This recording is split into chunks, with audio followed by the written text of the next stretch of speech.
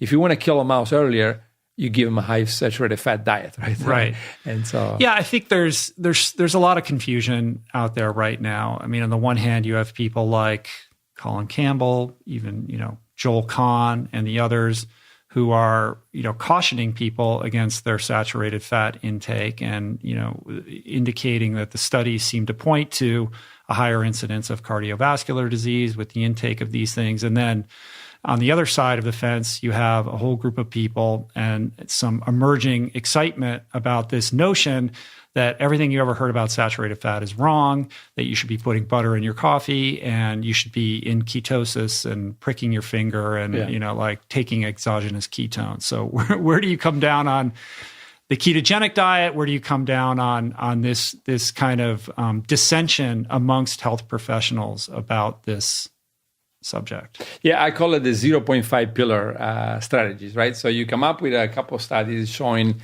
acute effects. Let's say you eat lots of butter, and after 3 months, you can look at a bunch of 20 people and they show like lower cholesterol. And this 0.5 pillars approach is very dangerous, right? Why is it very dangerous? For example, if you take mice and you give it a high protein diet, right? And relatively high fat, they actually lose weight. And, if you stop the study right there, you say, oh, this is a good diet. If you continue, eventually they develop metabolic diseases and they die early, right? If you give them a low protein diet, high carbohydrate diet, they actually gain a little bit of weight. If you stop there, you will say, oh, bad idea. If you continue, they have less metabolic diseases and they live a lot longer. Right? So why is it problematic then to have 0.5 half a pillar? Well, because you're going to get surprised. And so if you look at many studies, many of which I list in my book, you see that the low fat, avoiding the saturated fats, over and over and over is a good idea. Avoiding the unsaturated, the olive oils, nuts, etc., it's a bad idea. So, for example, the Astruc study in Spain, thousands of people, randomized trial, you put half of them on lots of olive oil or lots of nuts every day. They had to stop the study because it was unethical for the control group not to have the same, right?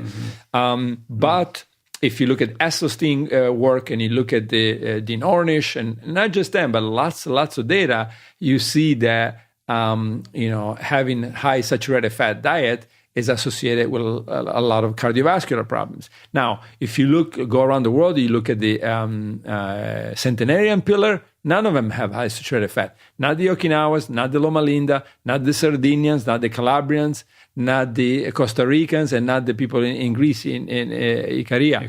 So, so then you have to say the animal data doesn't support it. The epidemiological data doesn't support it. The centenarian data doesn't support it. The basic research doesn't support it. There is really, and the randomized clinical study doesn't support it. So you have to say, well, in 30 years, when you have 200 more studies all supporting this, which will be almost impossible because there's already so much negative data on it. So not worth it. Not worth to go in that direction. You can do as well by being on a low sugar, low starch, high carbohydrate diet. And this is another thing. People, they like to say bad carb, good carb, right? It's not about, again, same as fat. It's about sugars and starches, pasta, bread. It's not about carbs. Carbs contained in legumes and the carbs contained in vegetables are excellent carbs. And even the ones from starches, if you maintain it relatively low, it's fine. It makes your diet more enjoyable. And so if you have 50 grams of pasta or rice, that's perfectly fine. If you have 120 grams of that, then you're starting to get into the problem zone, right? So I think that this we really must start applying this 5 pillar, or not 5 pillar. People can have 7 pillars, whatever they want, but certainly multidisciplinary approaches to determine whether a high butter diet is good or not versus somebody's opinion based on 20 people study. Right.